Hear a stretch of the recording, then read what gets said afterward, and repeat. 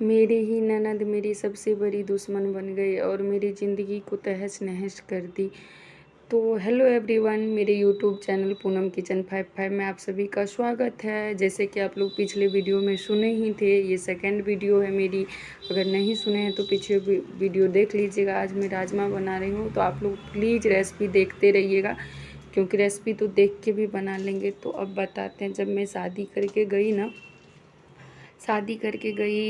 तब गांव में ही शादी था ना, तो शादी करके जब हम अपने ससुराल गए, तो ससुराल जाने के बाद मेरी ननद मेरी सास लोग ताना देने लगी काफ़ी कि तेरे पापा ये नहीं दिए, तेरे पापा वो नहीं दिए। बहुत सारी चीज़ें होने लगी वहाँ पे। फिर इस वजह से मेरे ससुर ना मुझे अपने मायके नहीं जाने दिए पग फेरा में। और फिर मैं 7 दिन के अंदर 7 दिन 8 दिन ही रही गांव में रहने के बाद मेरे हस्बैंड ना मुझे लेके दिल्ली आ गए। दिल्ली आने के बाद ना यहाँ पे दिल्ली पे जो घर था और मेरी ननद का साइड में घर था, तो वहाँ पे मतलब मेरी ननद अपने साइड वाले घर पे रहती थी। लगभग मेरी ननद का घर और मेरे घर का डिस्टेंस होगा 1 मिनट से भी कम था। 1 मिनट में भी आ जाती थी मेरे घर पे। और मेरी ननद ना आंगनवाड़ी में जॉब करती थी, वर्कर थी आंगनवाड़ी की, तो आंगनवाड़ी में जॉब करती थी। तो मेरे घर पे वो रोज़ आती थी, मतलब सुबह शाम। जब आई 2 घंटा बैठ गई, 3 घंटा बैठ गई। जबकि मेरी ननद की भी एक बेटी और एक बेटा था। कभी कभी तो मतलब अधिकतर टाइम तो मैं खाना भी बनाती थी, मैं अपने घर पे ही। मैं अपनी ननद के लिए मेरी सास बोलती थी कि बना दो। ऐसे करके रहने लगी, मेरे घर पे आके रहती थी। और इधर उधर मतलब कुछ करो तो भी, ना करो तो भी मेरे हस्बैंड को बोलती थी। मैं तो कुछ करती ही नहीं थी, मैं घर में बंद रहती थी। 2 साल ऐसे ही मतलब घर में रहे। काफ़ी बार मारपीट हो गया मेरी मम्मी पापा से। मेरे हस्बैंड बात करना बंद करवा दिए, मतलब हस्बैंड और सास ससुर मिलके सब बात करना बंद करवा दिए कि नहीं, मुझे कुछ नहीं दिया तो मैं बात नहीं करने दूंगी। तो ऐसे ही चल रहा था सब कुछ। कभी कभी बात करवाते थे तो मेरी ननद और मेरी सास जो है ना, दोनों मतलब साइड में बैठ जाती थी, स्पीकर ऑन करवा के मम्मी से बात करवाती थी। तो स्पीकर ऑन रहता था तो उस पर भी कितना बार मेरी मम्मी को बोलती थी कि बोलो कि ये नहीं दिया, वो नहीं दिया।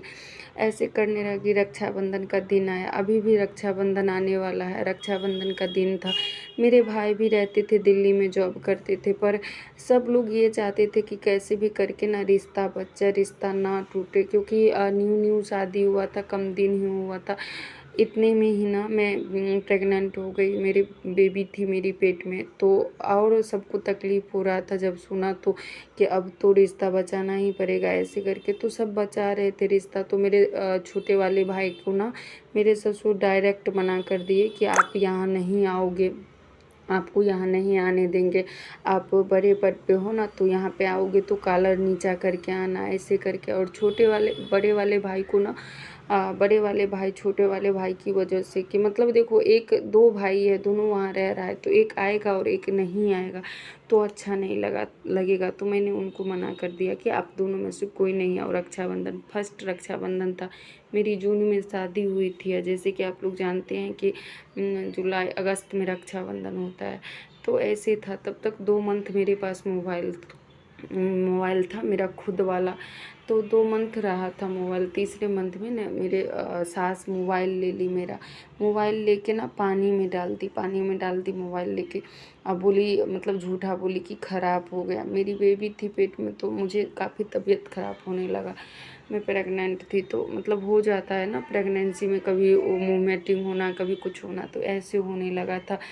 तो मेरी ननद वगैरह आती थी, 2-2 3-3 घंटा बैठती थी, चाय सब बनाते थे, सब कुछ चलता। मुझे लगता था चलो कोई नहीं, अगर फ़ोन भी ले ली ना तो मम्मी पापा से अगर सप्ताह में 1 दिन भी बात करवा देते हैं तो फिर भी ठीक है। मैं अपने घर बसाने का पूरा कोशिश कर रही थी। तो आप लोग ये वीडियो यहाँ तक देख लिए, अगले कहानी अगले वीडियो में सुनाएंगे। और यहाँ पे मेरा राजमा बन के तैयार था, चावल राजमा बनाए थे। थैंक यू वीडियो देखने।